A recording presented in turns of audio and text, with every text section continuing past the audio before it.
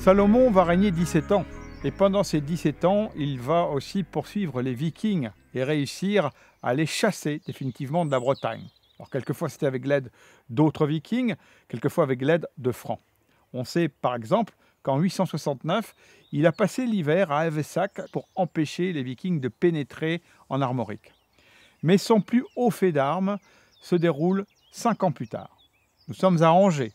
Angers, on le sait, est une place forte très importante pour Charles le Chauve et les Francs. Ils en ont été chassés par les Vikings qui occupent la place. Charles le Chauve a absolument besoin de récupérer Angers. Qu'est-ce qu'il va faire?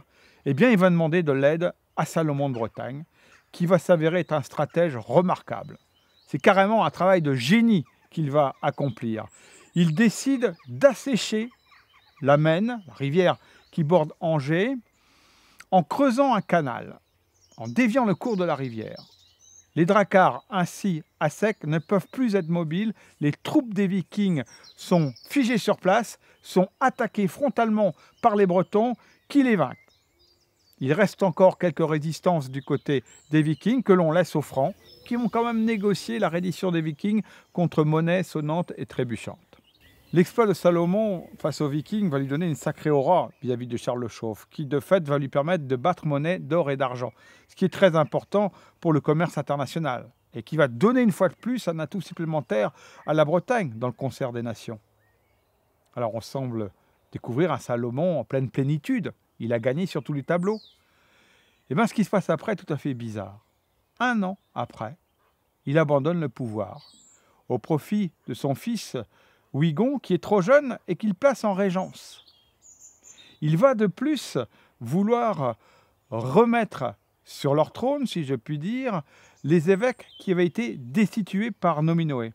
Et là, ça ne va pas plaire du tout aux évêques qui sont en place et qui vont lancer l'alerte en disant « Mais qu'arrive-t-il à Salomon? Il est incapable de gouverner, il porte des décisions erratiques, il va falloir s'en débarrasser. » Et donc on monte là aussi une conjuration, parmi lesquelles on retrouve son gendre, Pax Weten, ainsi que le gendre d'Erispoé, Gurvand. Alors ça, on peut comprendre. Hein.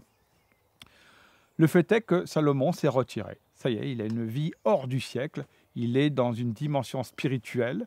Il est devenu un grand mystique et il est retiré dans un monastère. On ne sait pas vraiment quel monastère. Maxente, la Martyre, près de Landerneau, Plélan-le-Grand, ou ailleurs, Perrette, peut-être aussi en Centre-Bretagne. Non, on n'a pas vraiment de réelles traces. Mais ce qui va se passer, on le connaît.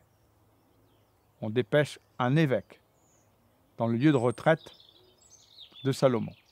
Salomon sait ce qu'il attend. Il est résigné. On lui promet qu'aucun Breton ne portera la main sur son chef. Alors, il sort, digne. Les Bretons se retirent, effectivement, pour laisser la place aux Francs. Les Francs qui vont s'acharner sur Salomon, à tel point qu'ils vont lui arracher les yeux, le jeter dans une prison pour l'en ressortir après 2 jours d'agonie où il va mourir devant l'autel d'une église. Vraisemblablement, l'autel de l'église de la Martyre dans le Finistère.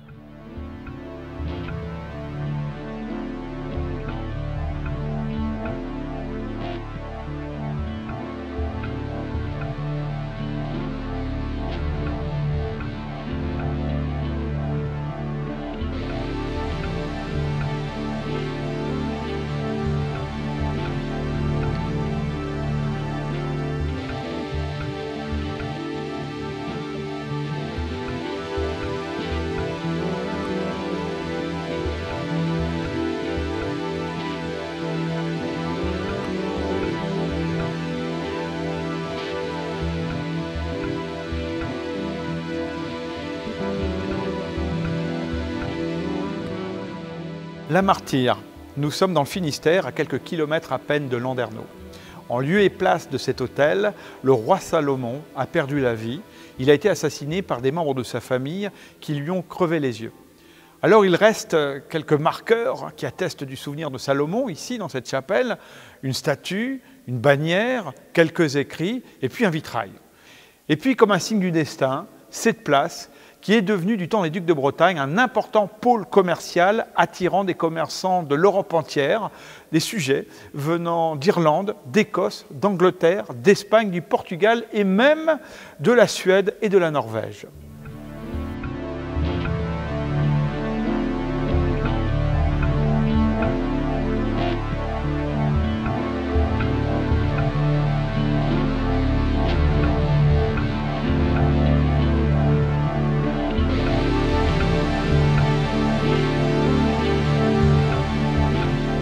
La mort de Salomon, c'est la fin de la splendeur de la Bretagne.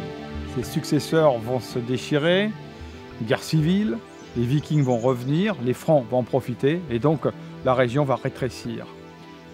Il faudra attendre la période ducale pour que l'Armorique retrouve encore de sa splendeur. Alors que reste-t-il des rois de Bretagne? Que reste-t-il de Salomon? Eh bien, figurez-vous qu'il y a des traces du roi Salomon qui sont tout à fait étonnantes.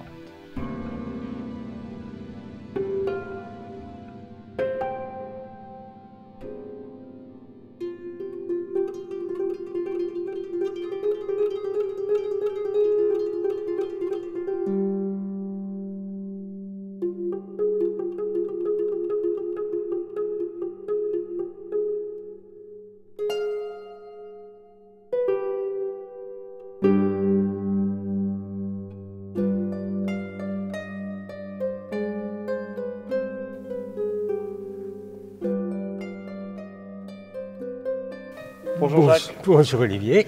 Merci de nous recevoir. C'est un plaisir. Nous sommes dans cette magnifique église qui date de quand? Alors la partie où nous sommes, c'est la partie gothique qui date du 15e et 16e siècle, mais la partie la plus ancienne, celle de la date de la fondation, c'est celle qui est là-bas et qui date du 11e siècle. Salomon, pourquoi sa venue ici? Est-ce dû au hasard? Est-ce que c'est l'histoire finalement qui l'a mené à Pithiviers? C'est plus la nécessité que le hasard. Les Vikings, rapidement après la mort de Salomon, sont venus ravager les côtes d'abord et puis l'intérieur du pays et s'attaquaient au monastère parce qu'ils savaient qu'il y avait de l'or par là-bas.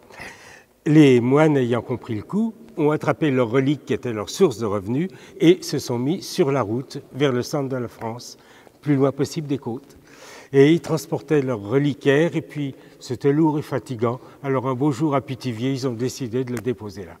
Ce qui explique donc la présence du chef du roi Salomon. Des traces ici relatent encore son passage? Eh bien les traces, sont beaucoup plus récentes. Vous avez sur la croisée d'ogive ici, ce médaillon qui représenterait Saint Salomon. Ça c'est donc du XVIIe siècle, et au XIXe siècle, vous avez ce grand vitrail au-dessus de l'autel qui représente le roi Salomon et son entourage. Cette église donc a eu des vicissitudes à travers l'histoire et comme beaucoup d'édifices a subi des modifications. Bien sûr, elle a surtout été jugée trop petite parce que l'église de la petite ville du IIIe au Xe siècle, disons, était vraiment très réduite et une petite église suffisait. Mais au XVe, avec la paix capétienne et l'essor de la population, ça n'allait plus du tout. Il a donc fallu construire une église plus grande. Mais agrandir cette petite église, ce n'était pas possible, elle était trop petite pour l'élargir.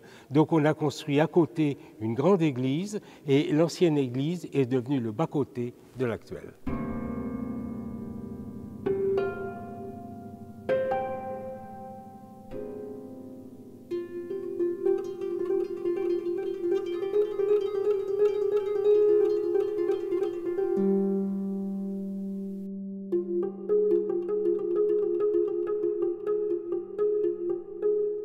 Voilà, alors nous sommes ici devant la sacristie et nous avons devant nous un objet exceptionnel puisqu'il s'agit de la châsse qui conserve les restes du crâne du roi Salomon.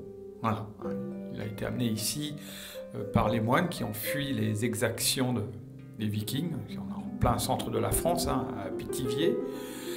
Bien sûr, l'idéal serait de pouvoir faire une expertise ADN. En tout cas, l'objet n'en reste pas moins exceptionnel.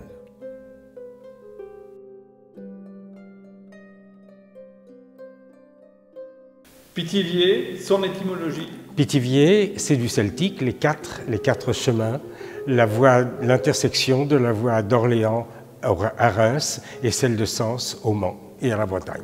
Donc ce qui explique sûrement l'arrivée des restes de Salomon ici. C'est évident.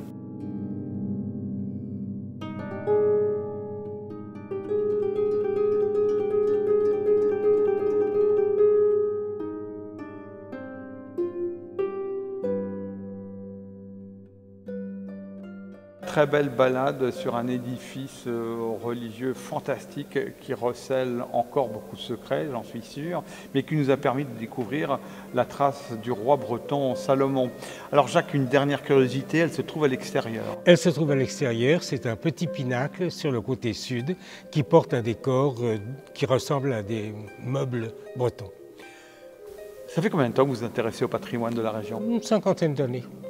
Au travers d'une association. Au travers d'une association Connaissance et Sauvegarde du Patrimoine, créée en 1981 et qui a fait visiter tous les villages de la région.